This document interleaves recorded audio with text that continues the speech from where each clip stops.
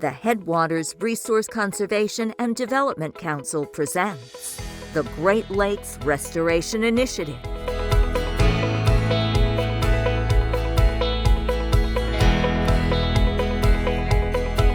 In partnership with the United States Department of Agriculture, Natural Resources Conservation Service, the United States Environmental Protection Agency, the Foundation for Pennsylvania Watersheds, the Pennsylvania Grazing Lands Coalition, Penn State College of Agricultural Sciences, Penn State Extension, the Potter County Conservation District, and by the Pennsylvania Department of Conservation and Natural Resources, Bureau of Forestry. Thank you for your support.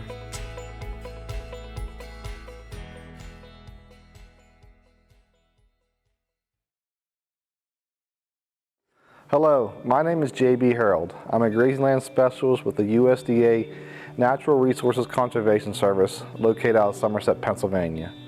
Today, I'm here to talk with you about how a comprehensive nutrient management plan, or a CNMP, and/or a 590 nutrient management plan from NRCS can benefit your operation. NRCS 590 nutrient management plan is a written plan to talk about the rate, the source, the placement and timings of nutrient applications on a farm to reduce the impact to the environment from the farming operation. Sources of nutrients may include commercial fertilizer, animal manures, compost, biosolids, wastewater, nutrient credits from legumes, and others. For example, a typical grass legume pasture like Mike Thompson has here in this farm uses about a pound of nitrogen per acre per day. So applying more than 30 to 50 pounds of nitrogen at one time will not be very efficient. By applying more than that amount, you are wasting nitrogen because it's not the right place at the right time.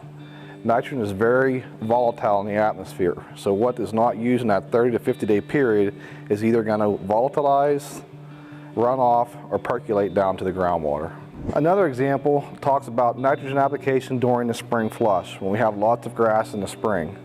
Applying this nitrogen in the spring will promote more grass when we already have enough grass. This may not be an issue if the farmer has the ability to make hay off his pastures. If not, all we're doing is compounding the issue of excess forage in the spring. So a better example of nutrient use for nitrogen would be to apply nitrogen later, say June or July, to add more growth during the summer slump to help pick up production at that point in time. So let's talk about a comprehensive nutrient management plan, or a CNMP. A CNMP comprises of 4 individual plans. You have your conservation plan, your nutrient plan, your grazing plan, and the I&E report that lists the best management practices needed to treat the resource concerns on the farm. A resource concern is a problem we identify on the farm creating an issue to the environment. It might be water quality, it might be air quality, it might be erosion. For example, I'm staying in Mike's new heavy use area. One of the resource concerns identified in planning his farm was compaction in the pasture field due to feeding hay out during the winter months.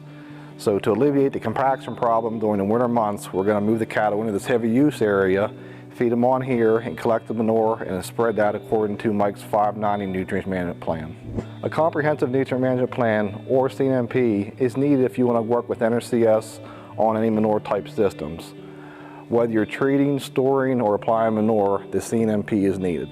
Most grazing operations are not grazing 365 days a year, so they need some type of a feeding pad to deal with winter and the winter months. CNMP is required to apply for and implement a feeding structure when working with NRCS.